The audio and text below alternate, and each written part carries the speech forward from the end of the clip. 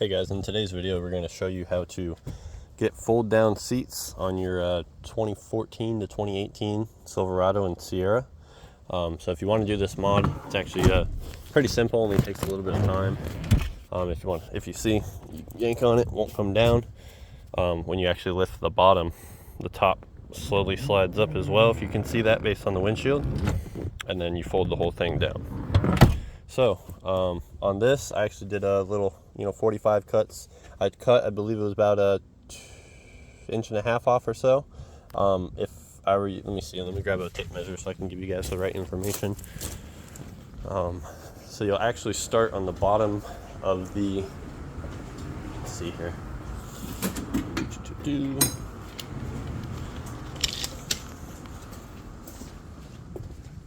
So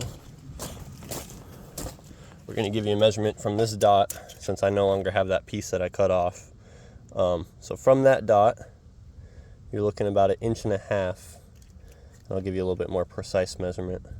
So yeah, about 1.5 inches from that that hole. So center of hole to end is 1.5 inches.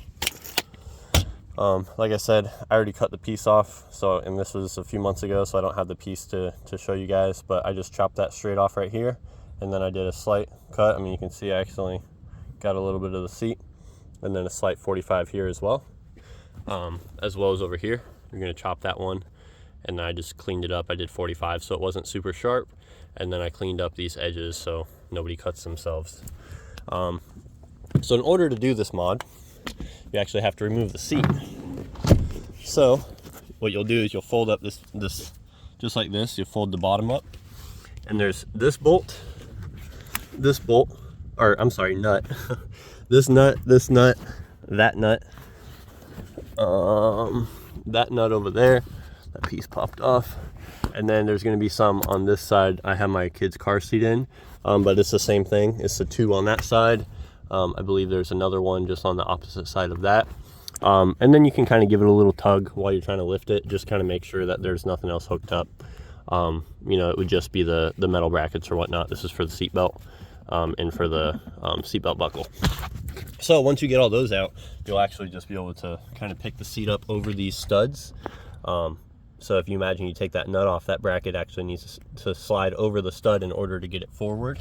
And you have to also be able to pick it up out of these pieces are about 1.5 inches longer. So they have to actually come out of here in order for you to pick the seat up to do this mod. So once you get the seat up and folded kind of down is when you can go ahead and do your measurements and cut it. Now you do want to make sure you don't cut too much, because if you cut too much, the seat won't need to be lifted up in order for it to come down. It would actually just come down when driving. So make sure you do your measurement.